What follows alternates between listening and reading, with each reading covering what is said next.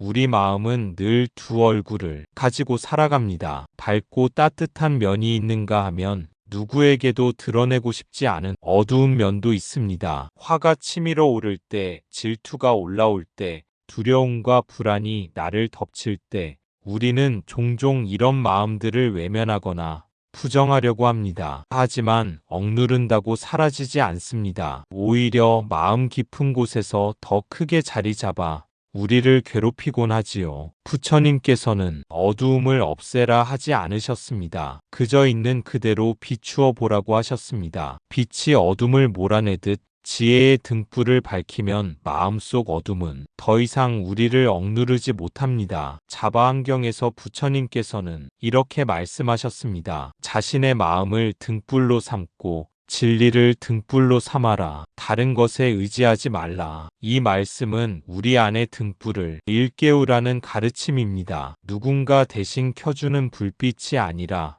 내 안에서 스스로 빛을 밝혀야 한다는 뜻이지요. 자신의 마음을 등불로 삼는다는 것은 곧 내 마음을 있는 그대로 바라보고 스스로 길을 찾아가는 힘을 키우라는 뜻입니다. 우리는 흔히 외부의 누군가가 해답을 주기를 바라며 살아갑니다. 존경하는 스승이나 종교적 권위자가 방향을 알려주길 기대하고 또 사회의 기준이나 타인의 시선에 맞추어 나의 삶을 조정하곤 합니다. 그러나 부처님은 그 길을 벗어나라고 하신 것입니다. 진정한 자유와 해탈은 외부의 빛에서 비롯되는 것이 아니라 내 안에서 스스로 밝히는 작은 등불에서 시작됩니다. 이 등불은 곧 지혜와 알아차림입니다. 마음속에 분노가 일어나면 그것을 억지로 끌어내리려 하지 않고 지금 분노가 일어났구나 하고 비추는 것이 바로 등불입니다. 불안이 찾아올 때도 마찬가지입니다. 불안이 있구나 하고 알아차릴 때 그 불안은 더 이상 나를 집어삼킬 수 없습니다. 이렇게 알아차림의 빛을 비출 때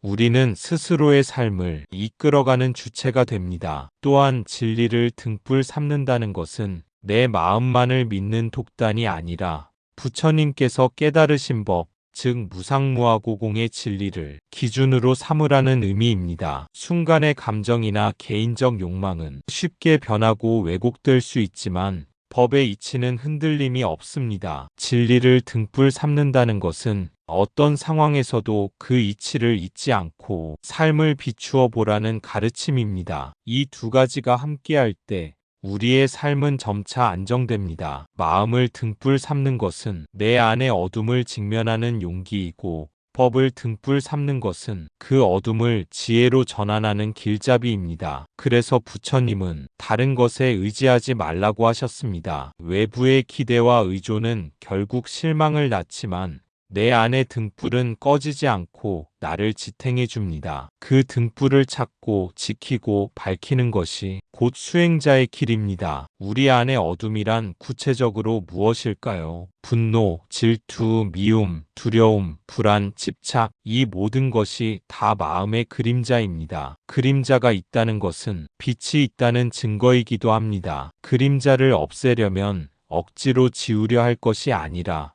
빛을 비추어야 합니다. 부처님께서는 우리 마음의 어두운 면조차 부정하지 말라고 하셨습니다. 법구경에서는 이렇게 설하십니다. 어둠 속에 사는 이는 빛을 찾는다. 지혜의 등불을 가진 이는 스스로 길을 밝힌다. 즉 우리가 지혜를 갖추면 어둠조차 길을 안내하는 도반이 될 수 있다는 뜻입니다. 부처님께서 말씀하신 어둠 속에 사는 이는 빛을 찾는다는 구절은 우리 삶의 방향을 명확히 일깨워 줍니다. 사람은 누구나 고통과 혼란 속에서 길을 잃을 때가 있습니다. 그때 우리는 본능적으로 그 상황을 벗어나고자 하며 마음속에서 빛을 찾으려 합니다. 그러나 그 빛은 바깥에서 주어지는 것이 아니라 이미 내 안에 깃들어 있습니다. 고통이 깊을수록 우리는 오히려 그 내적 빛을 간절히 찾게 되고 그것이 수행의 시작이 됩니다. 또한 지혜의 등불을 가진 이는 스스로 길을 밝힌다는 말씀은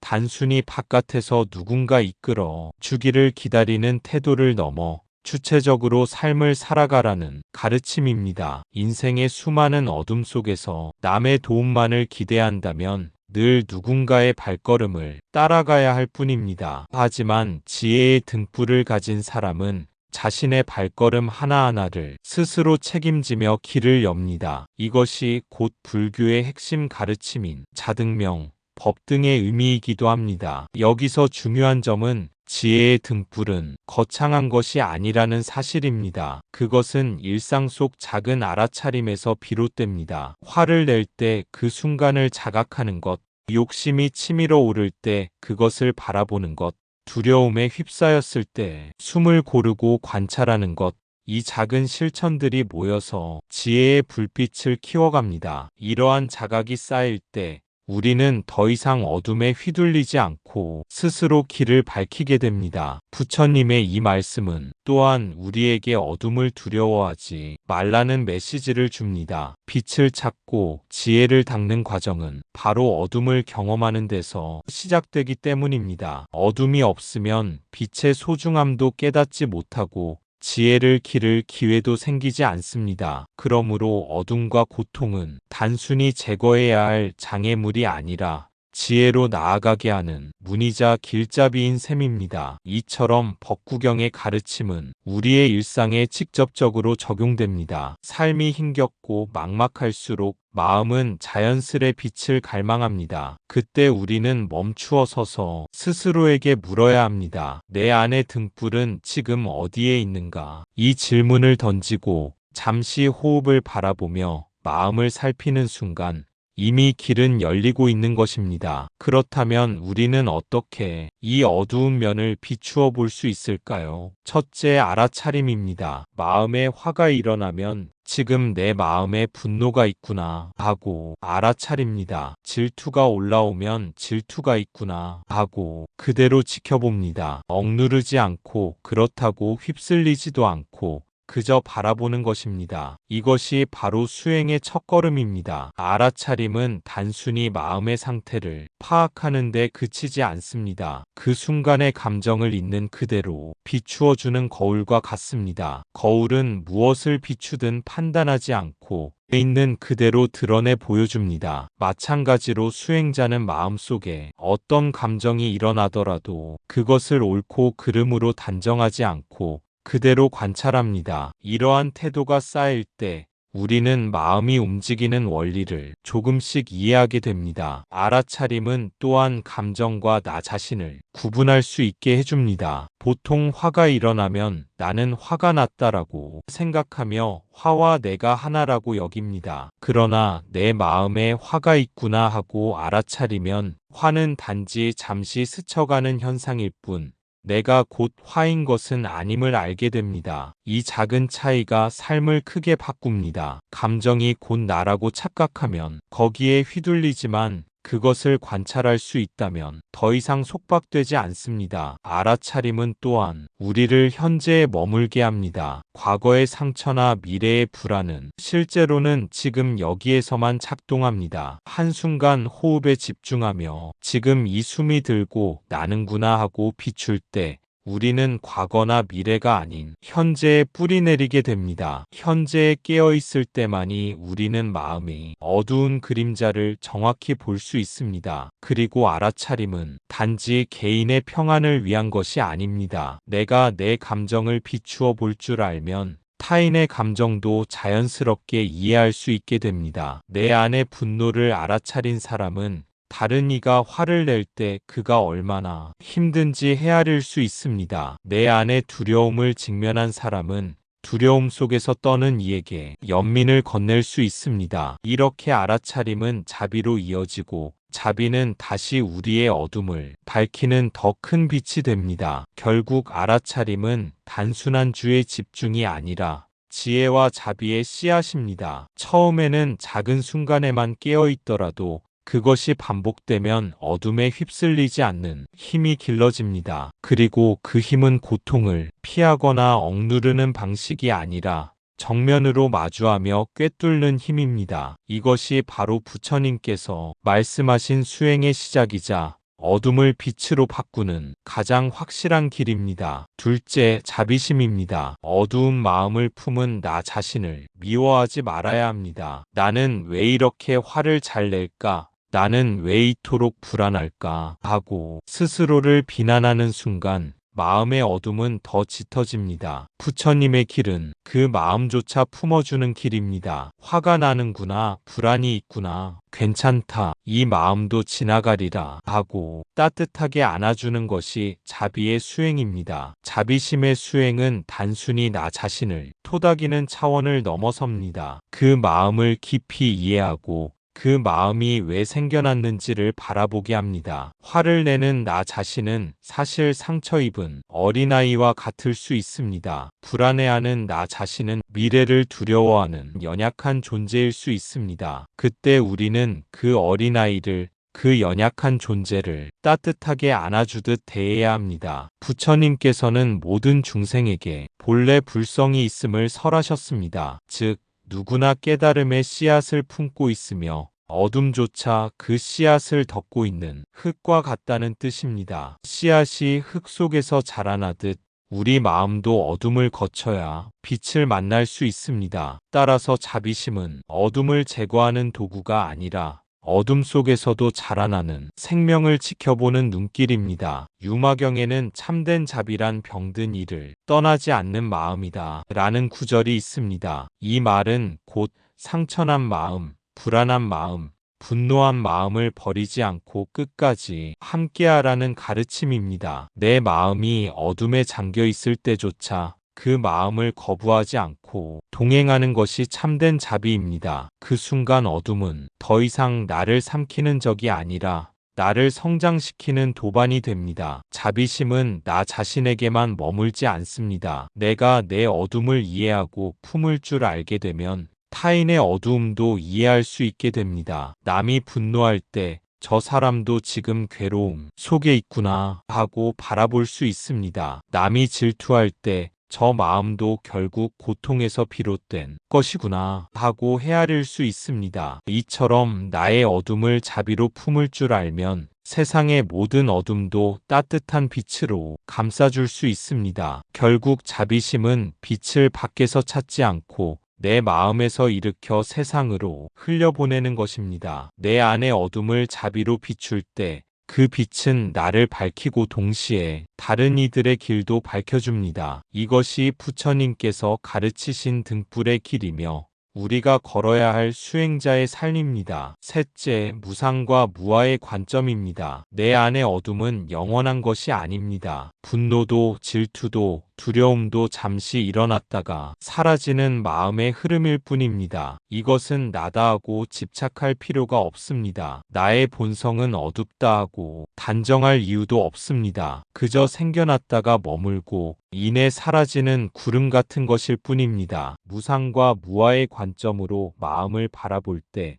우리는 어둠에 매이지 않는 자유를 얻게 됩니다. 분노가 올라와도 이것은 영원하지 않다는 지혜로 바라본다면 그 불길은 오래 머물 수 없습니다. 불안이 밀려와도 이것이 곧 나를 규정하지 않는다는 통찰을 가지면 그 물결은 곧 잦아듭니다. 무상은 모든 것이 변한다는 사실을 알려주고 무아는 그 변화 속에서 고정된 나라는 실체가 없음을 일깨워줍니다. 금강경에서 부처님께서는 일체유의법 여몽환포영이라 하셨습니다. 모든 조건 지어진 것은 꿈과 같고 환영과 같으며 물거품과 같다는 뜻입니다. 분노도 조건이 모여 일어난 환영일 뿐이며 질투도 인연이 엮여 생긴 그림자에 불과합니다. 이 사실을 깊이 통찰할 때 우리는 마음의 어둠을 절대화하지 않게 됩니다. 누군가의 말에 상처받아 화가 치밀어 올라도 시간이 지나면 그 감정은 옅어집니다. 그 순간에는 내 전부를 삼킬 것 같던 화가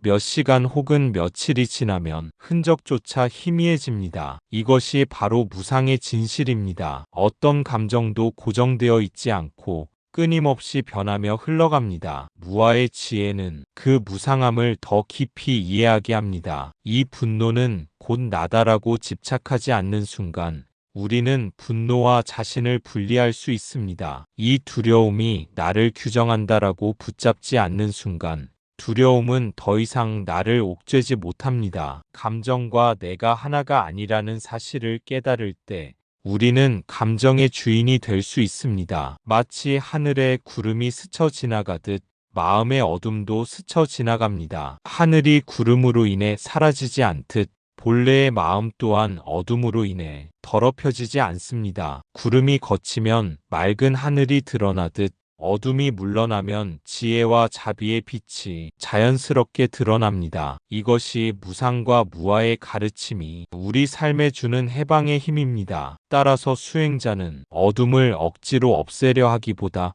그것이 일어났다 사라지는 과정을 지켜봅니다. 그렇게 할 때 어둠은 무거운 짐이 아니라 오히려 지혜를 드러내는 스승이 됩니다. 무상과 무아의 눈으로 어둠을 바라보는 순간 우리는 더 이상 그 어둠에 사로잡히지 않고 오히려 그 속에서 자유를 배웁니다. 어떤 사람이 나를 모욕하는 말을 했다고 합시다. 순간 가슴 깊은 곳에서 분노가 치밀어 오릅니다. 그때 바로 반응한다면 말로 상처를 주거나 행동으로 갈등을 만들 수 있지요. 그러나 잠시 호흡을 멈추고 지금 내 안에 화가 일어났구나 하고 바라본다면 그 분노는 서서히 빛 속에서 모습을 드러내고 더 이상 나를 지배하지 못합니다. 분노는 여전히 있지만 그것을 관찰하는 또 다른 내가 있기 때문에 그 힘은 약해집니다. 친구가 잘 되는 모습을 보며 질투가 올라올 때가 있습니다. 질투는 결코 아름다운 감정이 아니지요. 하지만 그 순간 질투를 억누르지 말고 지금 내 마음에 질투가 있구나 하고 바라보면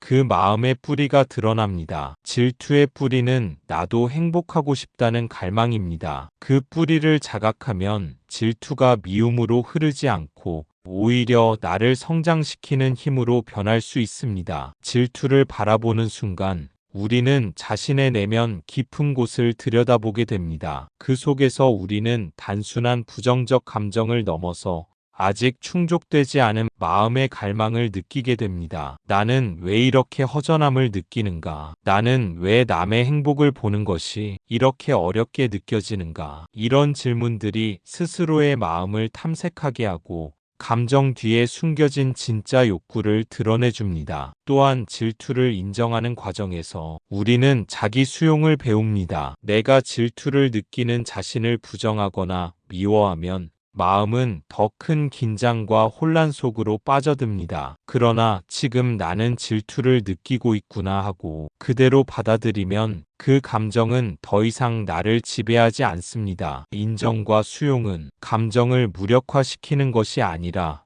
그것과 건강하게 공존하는 힘을 길러줍니다. 그 다음 우리는 질투를 성장의 자원으로 전환할 수 있습니다. 남이 이룬 성취나 행복을 바라보며 느끼는 질투를 통해 나는 무엇을 갈망하는지 명확히 알 수 있습니다. 친구가 새로운 성과를 냈을 때 질투가 일어난다면 그것은 내 안에 나도 나만의 성취를 이루고 싶다는 소망이 있다는 뜻입니다. 그 소망을 알아차리고 행동으로 옮길 때 질투는 경쟁심이나 미움으로 흐르지 않고 자기 발전의 원동력이 됩니다. 또한 질투를 통해 우리는 자신의 기준과 가치관을 점검할 수 있습니다. 무엇을 부러워하고 무엇을 원하며 어떤 삶을 추구하고 있는지를 파악하게 되는 것입니다. 이 과정은 단순히 감정을 다스리는 차원을 넘어 삶의 방향을 재정립하는 중요한 기회가 됩니다. 질투를 이해하고 감정을 자각하고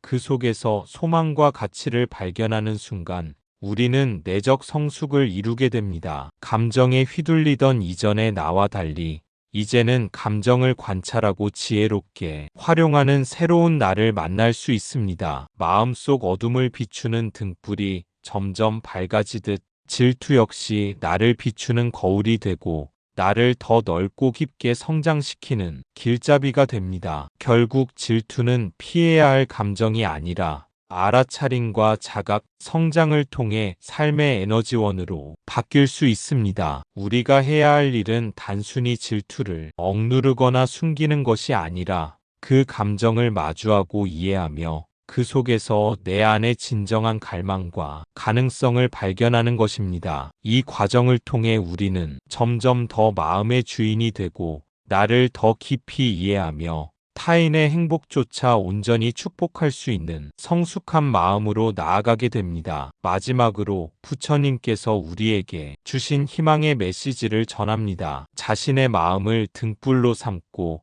법을 등불로 삼아라. 이 말씀처럼 우리는 스스로의 마음을 밝힐 수 있는 힘을 이미 가지고 있습니다. 어둠은 두려워할 것이 아니라 나를 비춰줄 거울입니다. 그 거울에 빛을 비추는 순간 삶은 조금 더 자유롭고 조금 더 따뜻해집니다. 나무 아미타불 관세음보살, 오늘 하루 마음속 어두운 그림자를 만나더라도 두려워하지 마십시오. 그 어둠은 부처님의 등불로 인해 더욱 분명히 드러나고 결국에는 지혜와 자비의 길로 우리를 이끌어 줄 것입니다. 감사합니다. 구독과 좋아요는 저에게 큰 힘이 됩니다.